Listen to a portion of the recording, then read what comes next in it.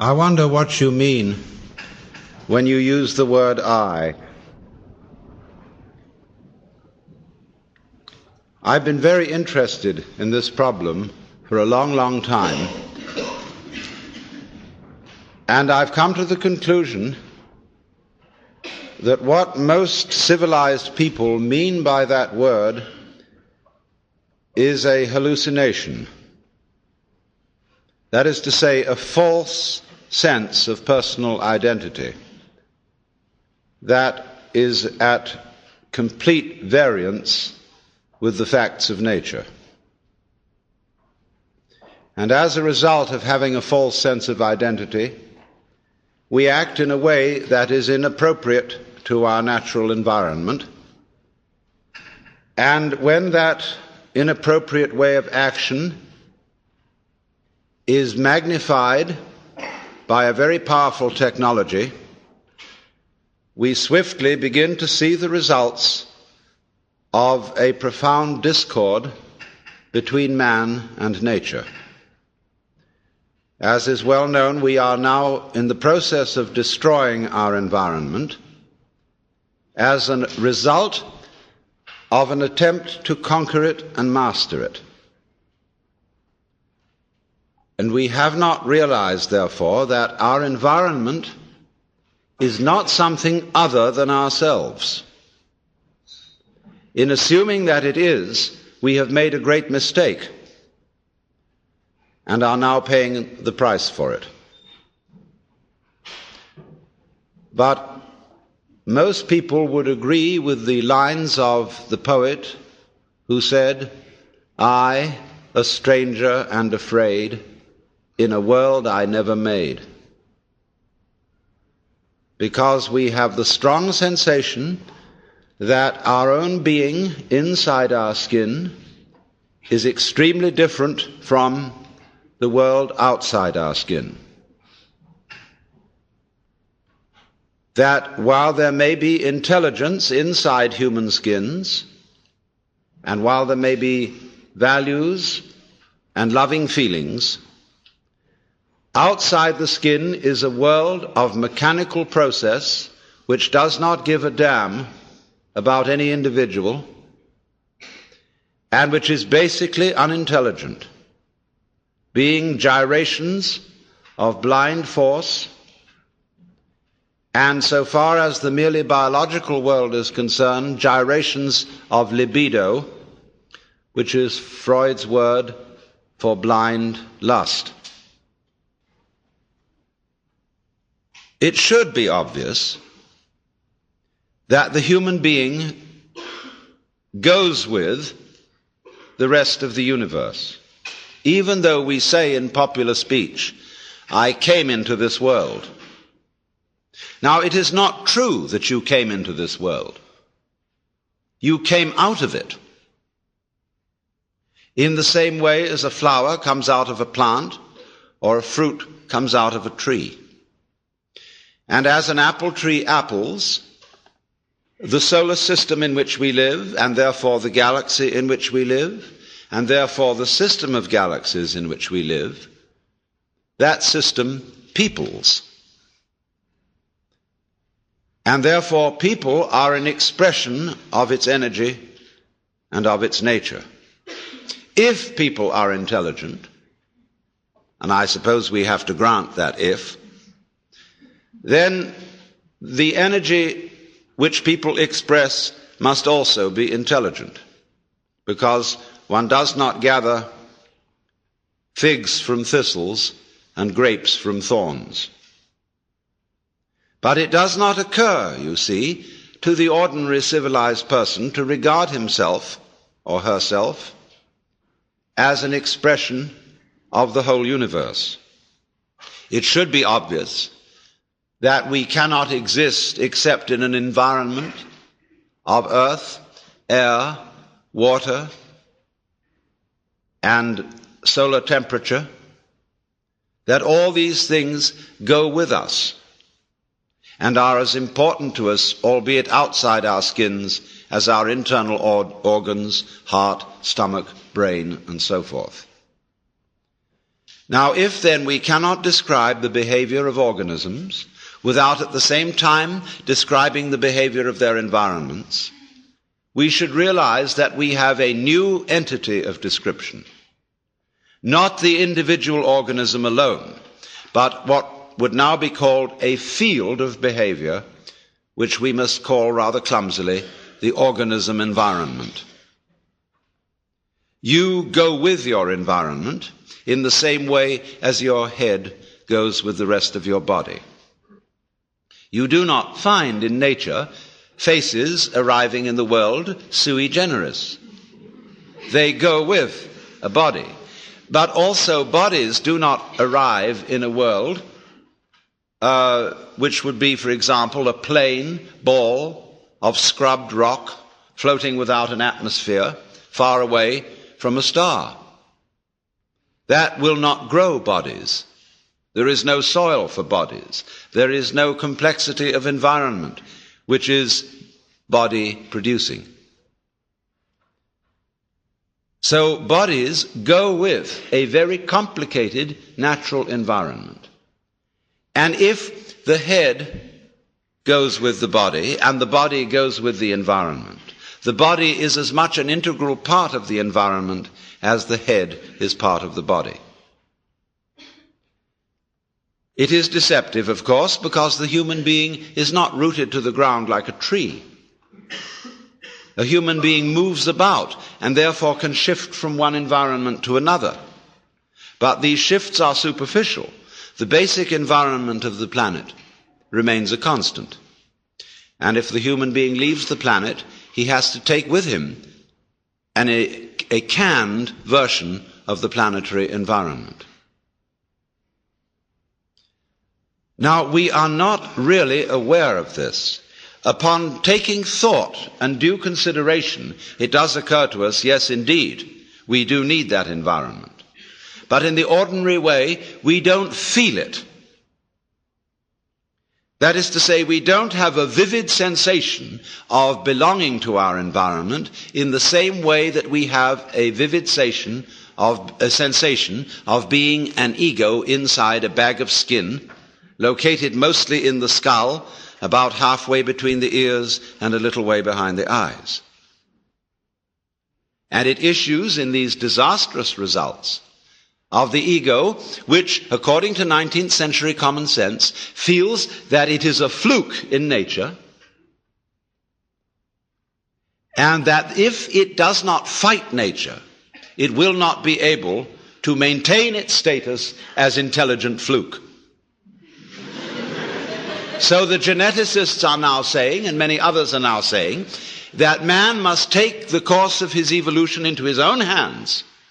He can no longer trust the wiggly, random, and unintelligible processes of nature to develop him any further, but he must interfere with his own intelligence and through genetic alterations breed the kind of people who will be viable for human society.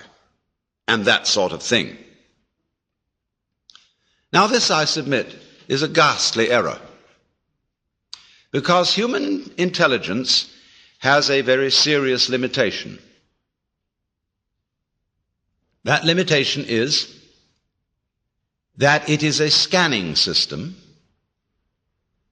of conscious attention which is linear. That is to say, it examines the world in lines, rather as you would pass the beam of a flashlight across a room or a spotlight. That's why our education takes so long. It takes so long because we have to scan miles of lines of print. And we regard that, you see, as basic information. Now, the universe does not come at us in lines. It comes at us in a multidimensional continuum in which everything is happening all together everywhere at once. And it comes at us much too quickly to be translated into lines of print or of other information, however fast they may be scanned. And that is our limitation so far as the intellectual life and the scientific life is concerned. The computer will greatly speed up linear scanning, but it's still linear scanning. And so long as we are stuck with that form of wisdom, we cannot deal with more than a few variables at once. Now, what do I mean by that? What is a variable? A variable is any one linear process. Let's take music. When you play a Bach fugue, and there are 4 parts to it, you have 4 variables. You have 4 moving lines, and you can take care of that with 2 hands. An organist using 2 feet can put in 2 more variables and have 6 going. And you may realize, if you've ever tried to play the organ, that it's quite difficult to make 6 independent motions go at once. The average person cannot do that without training. The average person cannot deal with more than 3 variables at once without using a pencil. Now, when we study physics, we are dealing with processes in which there are millions of variables. This, however, we handle by statistics, in the same way as insurance companies use actuarial tables to predict when most people will die. If the average age of death is 65, however, this prediction does not apply to any given individual. Any given individual will live to plus or minus 65 years. And the range of difference may be very wide indeed, of course. But this is all right. The 65 guess is all right when you're doing large-scale gambling. And that's the way the physicist works in predicting the behavior of nuclear wavicles. But the practical problems of human life deal with variables in the hundreds of thousands. Here, statistical methods are very poor, and thinking it out by linear consideration is impossible. With that equipment, then, we are proposing to interfere with our genes. And with that equipment also, be it said, we are trying to solve our political, economic, and social problems. And naturally, everybody has the sense of total frustration. And the individual feels, well, what on earth can I do? We do not seem to know a way of calling upon our brains, because our brains can handle an enormous number of variables that are not accessible to the process of conscious attention.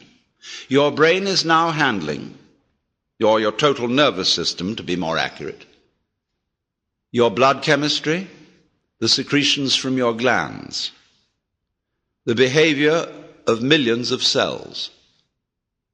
It is doing all that without thinking about it. That is to say, without translating the processes it is handling into consciously reviewed words, symbols, or numbers. Now, when I use the word thinking, I mean precisely that process, translating what is going on in nature into words, symbols, or numbers. Of course, both words and numbers are kinds of symbols. Symbols bear the same relation to the real world that money bears to wealth. You cannot quench anybody's thirst with the word water, just as you cannot eat a dollar bill and derive nutrition from it. But using symbols and using conscious intelligence, scanning, has proved very useful to us.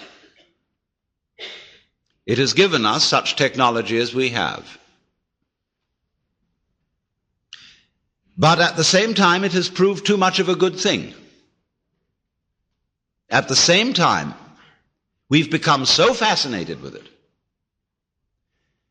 that we confuse the world as it is with the world as it is thought about, talked about, and figured about. That is to say, with the world as it is described. And the difference between these two is vast. And when we are not aware of ourselves, except in a symbolic way, we are not related to ourselves at all. We are like people eating menus instead of dinners. And that's why we all feel psychologically frustrated. So then we get back to the question of what do we mean by I? Well, first of all, obviously, we mean our symbol of ourselves. Now, ourselves, in this case, is the whole psychophysical organism, conscious and unconscious, plus its environment. That's your real self. Your real self, in other words, is the universe as centered on your organism. That's you. You say, let me just clarify that a little for one reason. What you do is also a doing of your environment. Your behavior is its behavior as much as its behavior is your behavior. It's mutual. We could say it is transactional. You are not a puppet which your environment pushes around, nor is the environment a puppet which you push around. They go together. They act together.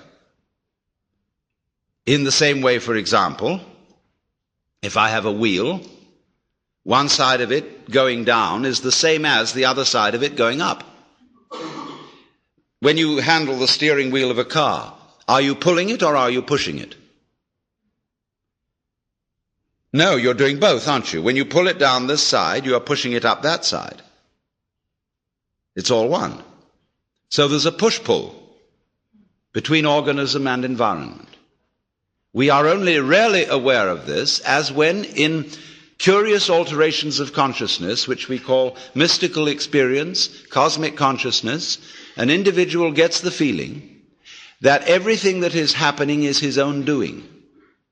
Or the opposite of that feeling, that he isn't doing anything, but that all his doings, his decisions and so forth, are happenings of nature. You can feel it either way.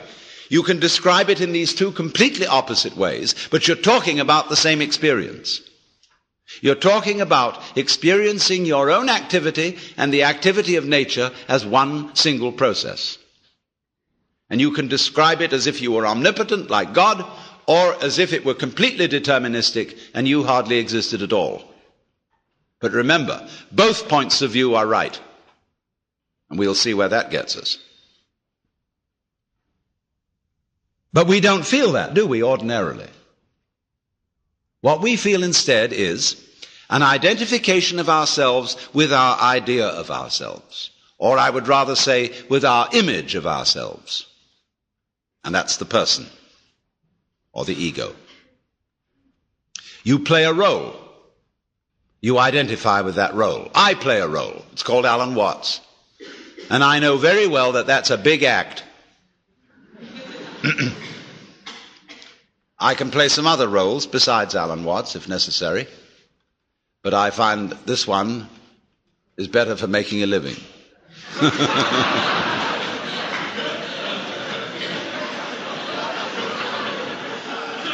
But I assure you, it's a mask, and I don't take it seriously. You know, the idea of my being a kind of messiah or guru or savior of the world just breaks me up. Because I know me. So you know, it's very difficult to be holy in the ordinary sense. So I know I'm not that. But most of us are taught to think that we are whom we are called. And when you're a little child, and you begin to learn a role, and your parents and your peers approve of your being that. They know who you are. You're predictable, so you can be controlled.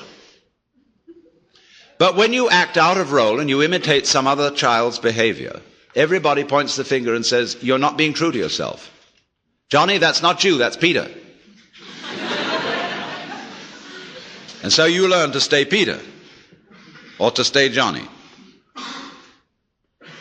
But of course, you're not either.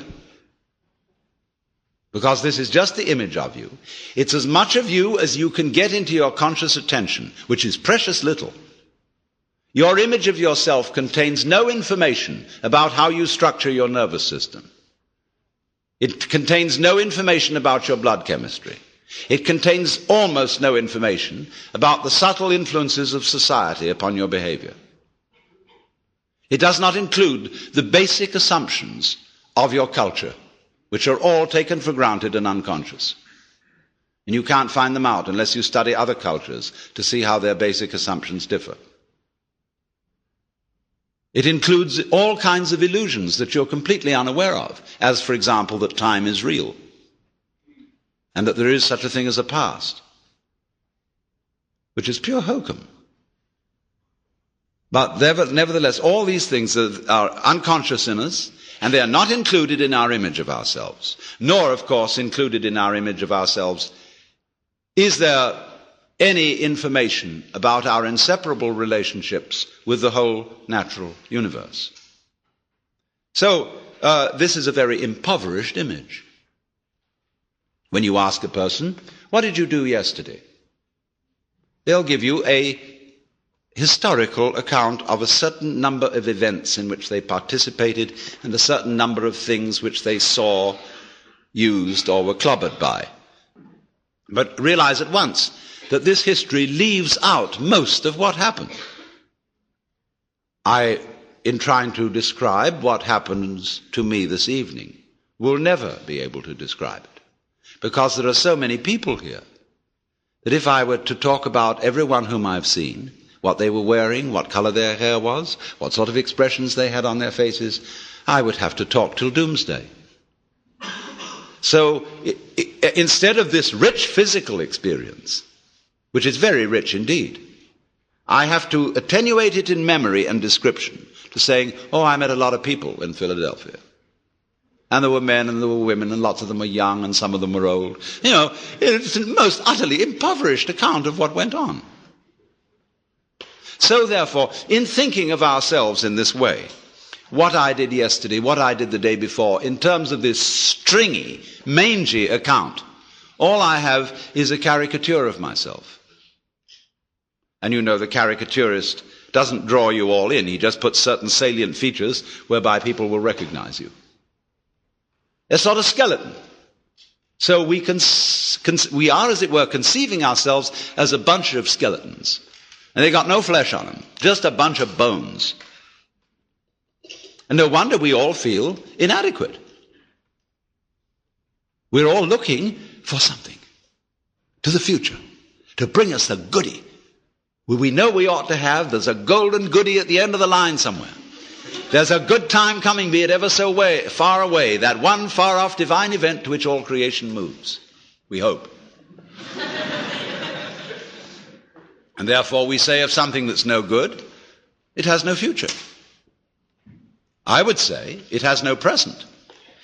But everybody says it has no future. Now, here we are, as it were, psychically starved. And always, therefore, looking, seeking. And this confused seeking is going on everywhere. We don't know what we want. Nobody knows what they want. We say, yes, we think of what we want in vague terms. Pleasure, money, wealth, love, fulfillment, personal development. But we don't know what we mean by all that. If a person really sits down to figure out, write a long essay, 20 pages, on your idea of heaven, it'll be a sorry production. You can see it already in medieval art, whether it is depictions of heaven and hell. Hell is always much better than heaven. Although it's uncomfortable, it's a sadomasochistic orgy. Wowee, hell is really rip-roaring. Whereas all the saints in heaven are sitting...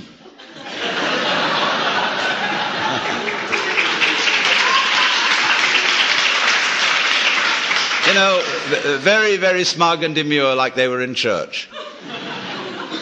And you see also the multitudes of the saved. Instead of this writhing, wormy thing, you can see all their heads, which the artist has drawn to abbreviate them, just the tops of their heads in masses. They look like cobblestone street. Flattened out. So, what has happened then is this. That our eye is an illusion. It's an image. And it is no more ourself than an idol is the Godhead. But we say, it can't be so because I feel I really exist. It isn't just an idea in my head, it's a feeling. I feel me. Well, what is it that you feel when you feel I? I'll tell you.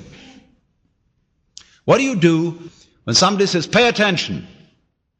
What is the difference between looking at something and taking a hard look at it? Or between hearing something and listening intently? What's the difference? What's the difference between waiting while something goes on and enduring it? Why? The difference is this, that when you pay attention, instead of just looking, you screw up your face, you frown and stare. That is a muscular activity around here. When you will, you grit your teeth or clench your fists. When you endure or control yourself, you pull yourself together physically, and therefore you get uptight. You hold your breath. You do all kinds of muscular things to control the functioning of your nervous system. And none of them have the slightest effect on the proper operation of the nervous system. If you stare at things, you will rather fuzz the image than see them clearly. If you listen intently by concentrating on muscles round the ears, you will be so much attending to muscles here that you won't hear things properly. And you may get singing in the ears. If you tighten up with your body to pull yourself together, all you do is constrict yourself. I remember in school, I sat next to a boy who had great difficulty in learning to read. And what they always say to children is, try. If you can't do something, you must try. So the boy tries. And what has he done? When he's trying to get out words, he grunts and groans as if he were lifting weights. And the teacher's impressed. The boy is really trying. Gives him B for effort. All he's doing...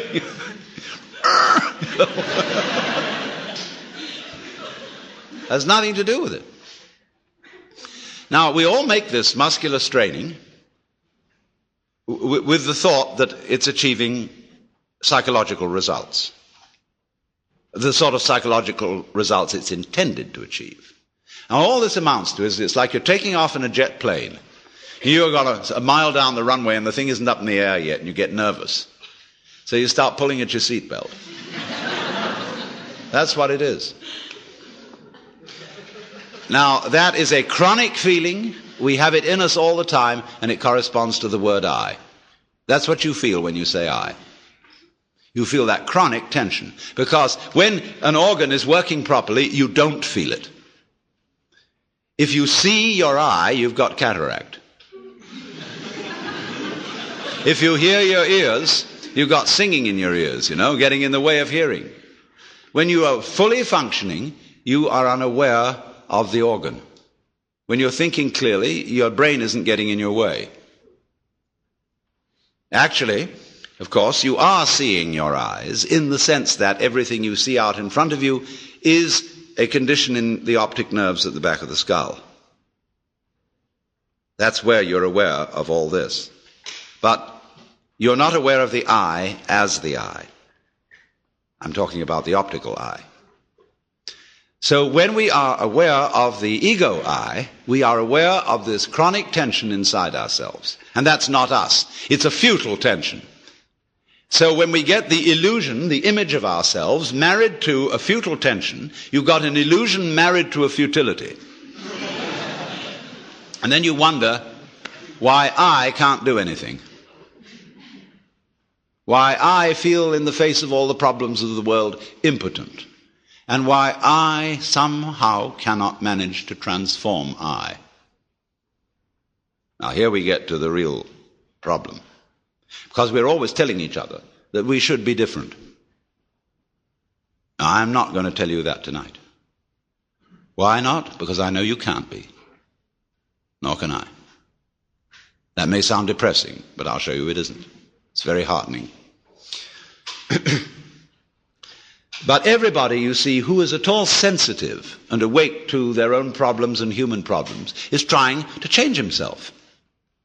We know we can't change the world unless we change ourselves. If we are all individually selfish, we're going to be collectively selfish. If we don't really love people and only pretend to, somehow we've got to find a way to love. After all, it said in the Bible, "Thou shalt love the Lord thy God, and your neighbor as yourself." You must love. Yeah, we all agree. Sure. But we don't. In fact, one psychologist very smartly asked a patient, "With whom are you in love against?"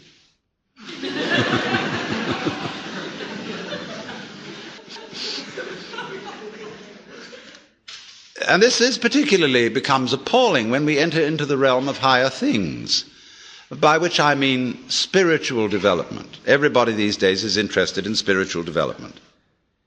And wisely, because we want to change our consciousness. Many people are well aware that this egocentric consciousness is a hallucination. And that they presume it's the function of religion to change it. Because that's what the Zen Buddhists and yogis and all these people in the Orient are doing.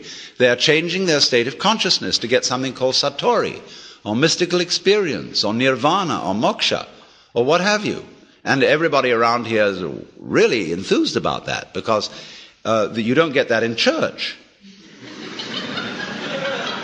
I mean, there have been Christian mystics, but the church has been very quiet about them.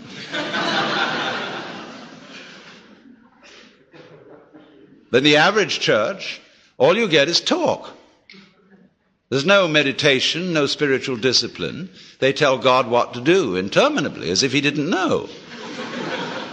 And then they tell the people what to do, as if they could or even wanted to. And then they sing religious nursery rhymes.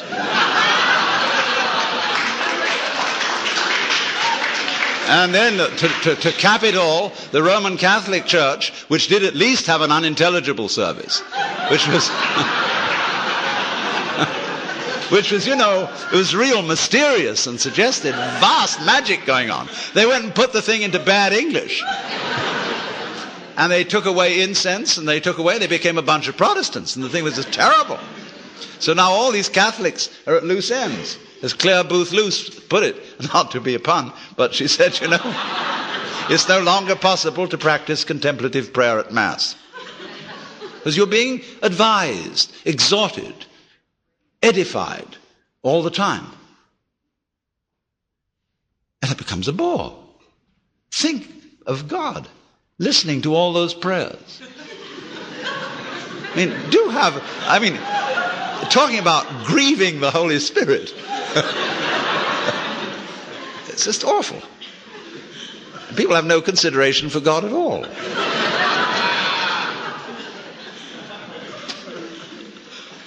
So, but in pursuing these spiritual disciplines, yoga and Zen and so forth, and also psychotherapy, there comes up a big difficulty. And the big difficulty is this.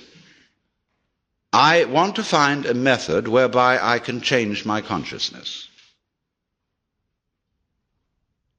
But therefore to improve myself. But the self that needs to be improved is the one that is doing the improving. And so I'm rather stuck. I find out the reason that I think I believe, say, in God, is that I sure hope that somehow God will rescue me. In other words, I want to hang on to my own existence. And I feel rather shaky about doing that for myself, but I just hope there's a God who will take care of it. Or if I could be loving, I would have a better opinion of myself. I'd feel better about it. I could face myself, as people say, if I were more loving. So the unloving me, somehow, by some gimmickry, has to turn itself into a loving me, and this is just like trying to lift yourself off the ground with your own bootstraps. It can't be done. And that's why religion, in practice, mainly produces hypocrisy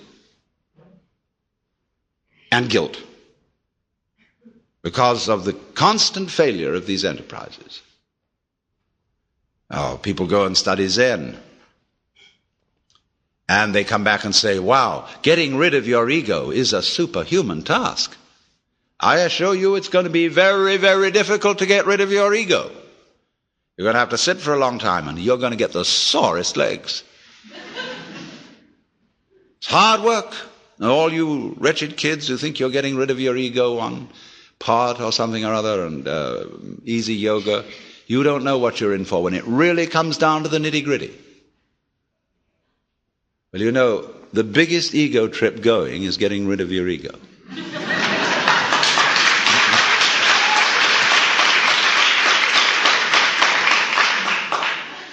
And the joke of it all is your ego doesn't exist. There's nothing to get rid of. It's an illusion, as I tried to explain. But you still want to ask how to stop the illusion. Now, who's asking?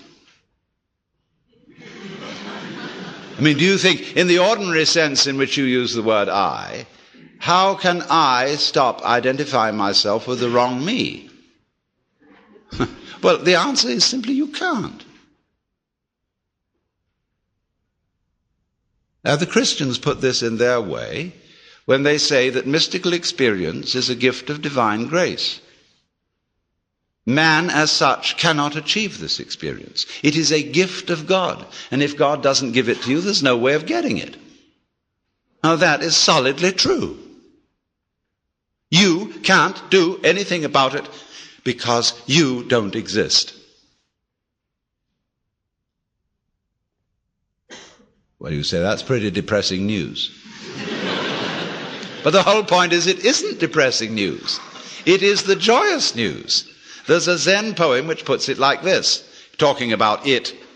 It means the mystical experience, Satori, the realization that you are the eternal energy of the universe, like Jesus did. It says like this: you cannot catch hold of it, nor can you get rid of it. In not being able to get it, you get it. When you speak, it's silent. When you are silent, it speaks.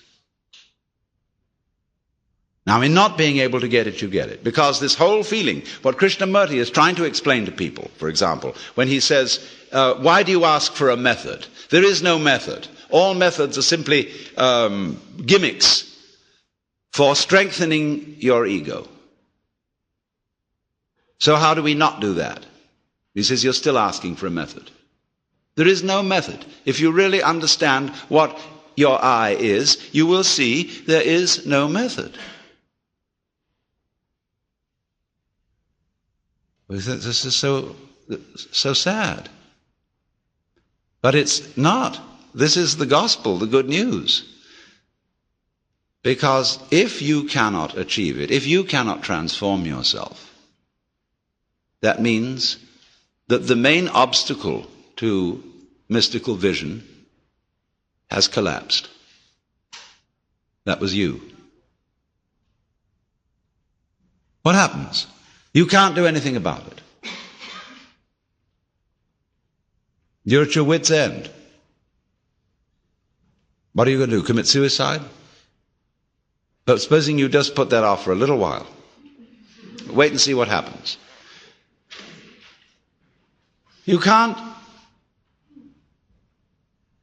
control your thoughts. You can't control your feelings because there is no controller. You are your thoughts and your feelings. And they're running along, running along, running along. Just sit and watch them. Here they go. You're still breathing, aren't you? Still growing your hair? Still seeing and hearing? Are you doing that? I mean, is breathing something that you do? Do you see? I mean, do you organize the operations of your eyes? Know exactly how to work those rods and cones in the retina? Do you do that? It's a happening. It happens. So you can feel all this happening. Your breathing is happening. Your thinking is happening. Your feeling is happening. Your hearing, your seeing. The clouds are happening across the sky. The sky is happening blue. The sun is happening shining. There it is. All this happening. And may I introduce you? This is yourself. This begins to be a vision of who you really are. And that's the way you function. You function by happening, that is to say, by spontaneous occurrence. And this is not a state of affairs that you should realize. I cannot possibly preach it to you, because the minute you start thinking, I should understand that, this is this stupid notion again that I should bring it about, when there is no you to bring it about. See, that's why I'm not preaching. You can only preach to egos. All I can do is to talk about what is. It amuses me to talk about what is because it's wonderful. I love it, and therefore I like to talk. If I get paid for it, then I make my living. And sensible people get paid for doing what they enjoy doing. So this is not you see, this is the whole approach here is not to convert you, not to make you over, not to improve you, but for you to discover that if you really knew the way you are, things would be sane. But you see, you can't do that. You can't make that discovery. Because you're in your own way. So long as you think, I'm I. So long as that hallucination blocks it. And the hallucination disappears only in the realization of its own futility. When at last you see, you can't do it. You cannot make yourself over. You cannot really control your own mind. See, when we try to control the mind, a lot of yoga teachers try to get you to control your own mind, mainly to prove to you that you can't do it. There's nothing, a fool who persists in his folly will become wise. So what they do is they speed up the folly. And so you get concentrating. And you can have a certain amount of superficial and initial success by a process commonly called self-hypnosis. And you can think you're making progress. And a good teacher will let you go along that way for a while until he really throws you with one. Why are you concentrating? See, Buddhism works this way. Buddha said, if you suffer because you desire, and your desires are either unattainable or always being disappointed or something. So cut out desire.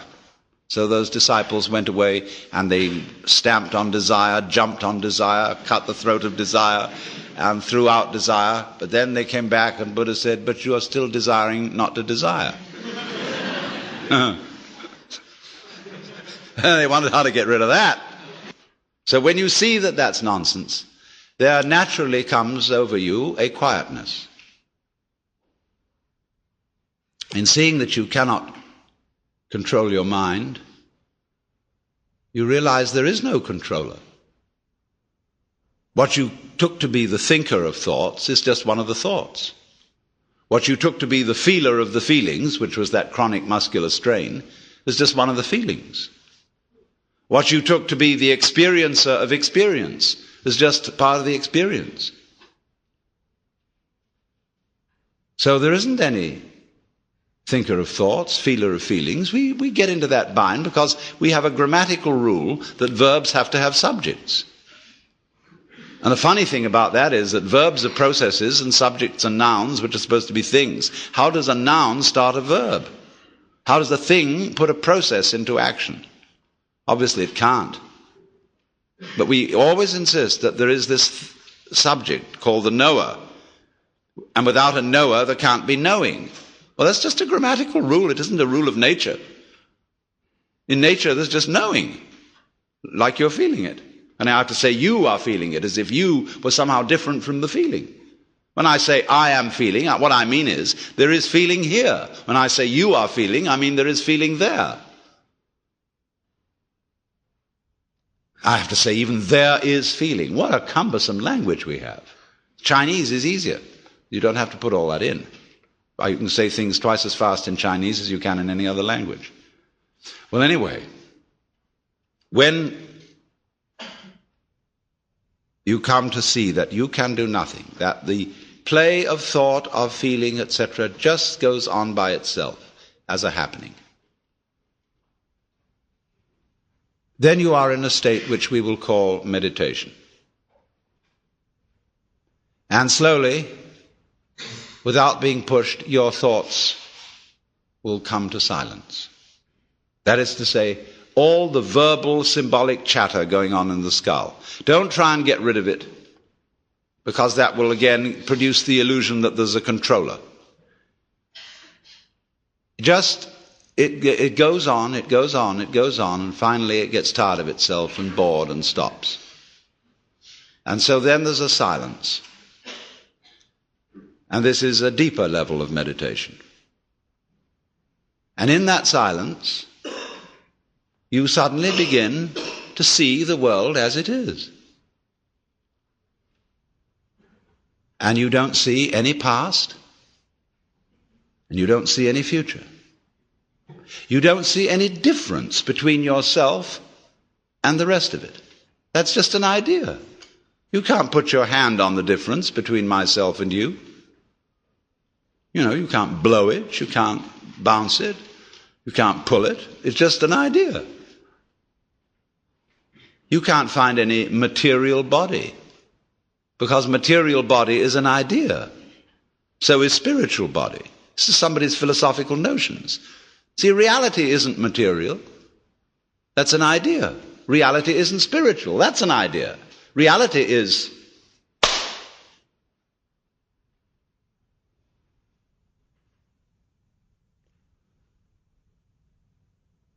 so we find, if I've got to put it back into words, that we live in an eternal now.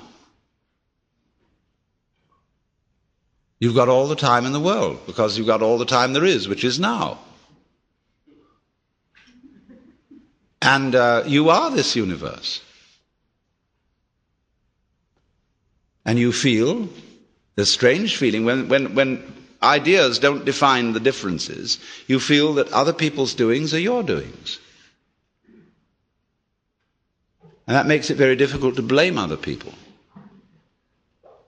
If you're not sophisticated theologically, you may, of course, run screaming in the streets and say that you're God. In a way, that's what happened to Jesus, because he wasn't sophisticated theologically. He only had Old Testament biblical theology behind him.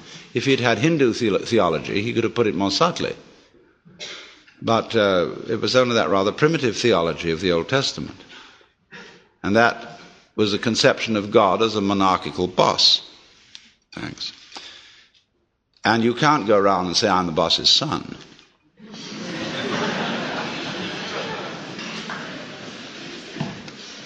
If you're going to say I'm God, you must allow it for everyone else too. But this was a heretical idea from the point of view of Hebrew theology. And so what they did with Jesus was they pedestalized him. That means kicked him upstairs so that he wouldn't be able to influence anyone else. And only you may be God. And that stopped the gospel cold right at the beginning. It couldn't spread. Well, anyway, this is therefore to say that the transformation of human consciousness through meditation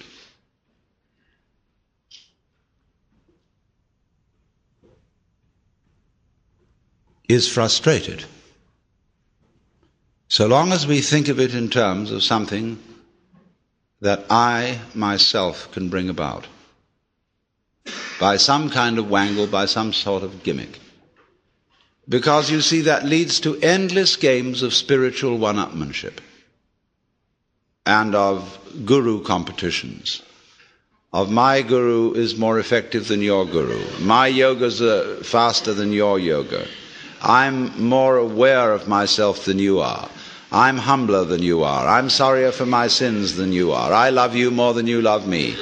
This interminable goings-on about which people fight and wonder whether they are a little bit more evolved than somebody else and so on. All that can just fall away.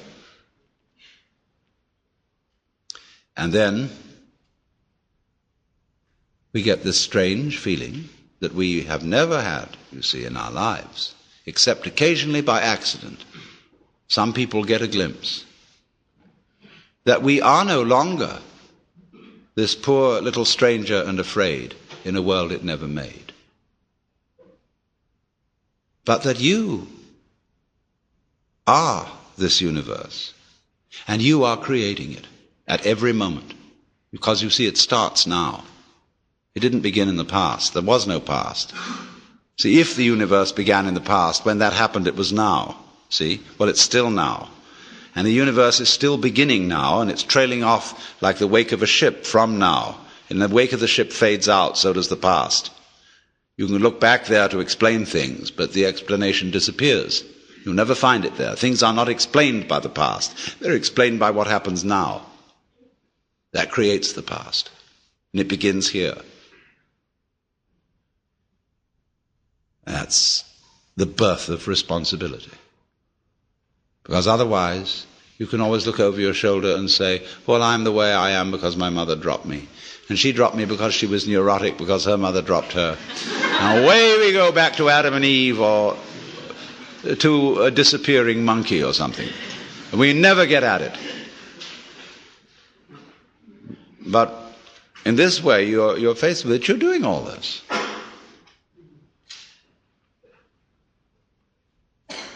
And that's an extraordinary shock. So, cheer up. You can't blame anyone else for the kind of world you're in. And if you know, you see, that I, in the sense of the person, the front, the ego, it really doesn't exist, then it won't go to your head too badly if you wake up and discover that you're God.